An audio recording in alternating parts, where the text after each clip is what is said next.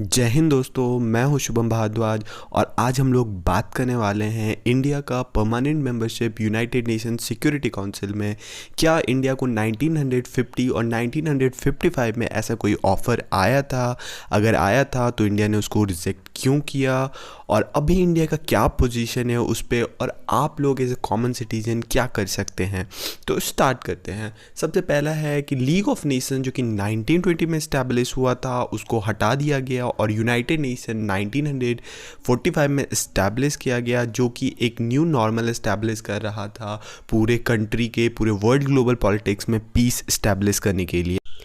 आगे बढ़ने से पहले चैनल को सब्सक्राइब कर ले एंड बेल आइकन जरूर दबा ले ताकि मैं जो भी अपडेट लाऊंगा आपको बता सकूं। मैं नए नए टॉपिक्स पे आपके साथ डिस्कशन कर सकूंगा and let's create a new big family. तो अब हम लोग अपने पहले क्वेश्चन की तरफ बढ़ते हैं कि क्या इंडिया को परमानेंट मेंबरशिप मिलने वाला था यूनाइटेड नेशन सिक्योरिटी काउंसिल का। तो 1955 में नेहरू से एक क्वेश्चन पूछा गया था डॉक्टर JN प्रकाश के द्वारा लोकसभा पार्लियामेंट में। तो उन्होंने डायरेक्ट मना कर दिया। उन्होंने बोला कि ऐसा कोई सा भी ऑफ़र कहीं से भी फॉर्मली या इनफॉर्मली नहीं मिला है। बट अभी हालांकि हम लोग देखते हैं दो ऐसे सोर्स हम लोग को मिलते हैं जो कि ये बताते हैं कि इनफॉर्मली थोड़ा सा इंडिया को ऑफ़र हुआ था ये पोजीशन। अब पहला हम लोग देखते हैं letter to the chief ministers. ये खुद पंडित जवाहरलाल नेहरू जो कि उस टाइम के प्राइम मिनिस्टर थे, उन्होंने लिखा है। इसमें इंडिया को यूनाइटेड नेशन सिक्योरिटी काउंसिल में परमानेंट मेंबरशिप देने का बात किया गया है और चाइना को भी एज अ मेंबर इंक्लूड करने का बात किया गया है। और एक दूसरा सोर्स है जो कि है Nehru the invention of India, जो कि शशि थरूर ने लिखा है, उसमें भी ऐसा ही बात किया गया है। हम लोग इस दोनों ऑप्शन के बारे में बाद में बात करने वाले हैं बहुत ही अच्छे से पहले। बट उससे पहले जान ले कि अगर इंडिया ने इस अपॉर्चुनिटी को लॉस किया है, ये एक सिंपल सा अपॉर्चुनिटी मिला था जो कि इंडिया को स्ट्रेंथन कर सकता था, एक ग्लोबल सुपर पावर के रूप में देख सकता था। जो भी इंडिया को आज प्रॉब्लम फेस हो रहा है NSG मेंबरशिप को लेकर के, या फिर जो इंडिया बात करता है कश्मीर को लेकर के, जो भी डिसीजन लेता है, तो एक बार बार ग्लोबल पॉलिटिक्स में ये न्यूज़ आता है कि इंडिया के अगेंस्ट रिजोल्यूशन लाया जाएगा यूनाइटेड नेशन में। एंड इंडिया अभी भी आज भी डिपेंडेंट है यूनाइटेड स्टेट्स या फिर रशिया पे इस जो भी रिजोल्यूशन है उसको वीटो आउट करने के लिए। या फिर इंडिया बार बार कोशिश कर रहा है जैसे मोहम्मद लश्कर ए तैयबा जैसे टेररिस्ट ऑर्गेनाइजेशन को डिफेम करने के लिए, वो इसमें इंडिया बहुत ही हद तक कामयाब हो सकता था। सिंस इंडिया को इनफॉर्मली ऑफ़र मिल रहा था तो इंडिया को वो भी एक्सेप्ट करना चाहिए था। बट हम लोग आगे देखने वाले हैं कि रीजंस क्या क्या हैं जिसके कारण इंडिया ने इस ऑफ़र को एक्सेप्ट नहीं किया। तो आगे बढ़ने से पहले थोड़ा सा बैकग्राउंड हम लोग जानते हैं कि 1945 में यूनाइटेड नेशन का इस्टेब्लिश हुआ था। तो उस टाइम जो US था उसका डोमिनेंस बढ़ गया था। तो US चाहता था कि जो उसके फेवर्ड कंट्रीज़ हैं उन्हीं को वो membership permanent membership United nation security council में। तो उन्होंने फ्रांस को, ब्रिटेन को अपना एलाई माना और उसके लिए यूनाइटेड नेशन का परमानेंट मेंबरशिप दिया।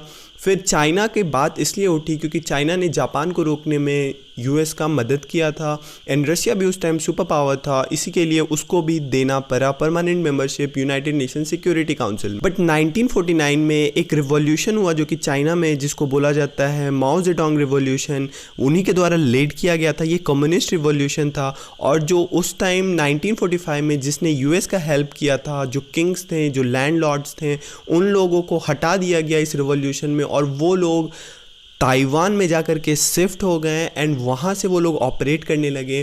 तो 1949 से लेकर के 1971 तक जो UN का मेंबरशिप था और जो UN का परमानेंट मेंबरशिप था वो ताइवान के पास था। जो पीपल रिपब्लिक ऑफ चाइना थी, जो आज की चाइना है, उसके पास ऐसा कोई मेंबरशिप भी नहीं था और कोई उसका वहाँ पे परमानेंट मेंबरशिप भी नहीं था यूनाइटेड नेशन सिक्योरिटी काउंसिल में। यहाँ पे एक और बात इंपॉर्टेंट नोट करने की है कि 1949 में एक वार हुआ जहाँ पे नॉर्थ कोरिया ने साउथ कोरिया पे अटैक कर दिया। फिर साउथ कोरिया USA के हेल्प से नॉर्थ कोरिया को पीछे ढकेल दिया और जो US की जो सैनिक थी वो यूला रिवर के पास पहुंच गई, जो नॉर्थ कोरिया और चाइना का बॉर्डर है। तो इसके रिटेलिएशन में चाइना ने अपने आर्मीज़ को भेजा और फिर से USA को 38 पैरेलल लाइन के पीछे ढकेल दिया, जिसके कारण USA बहुत नाराज़ था।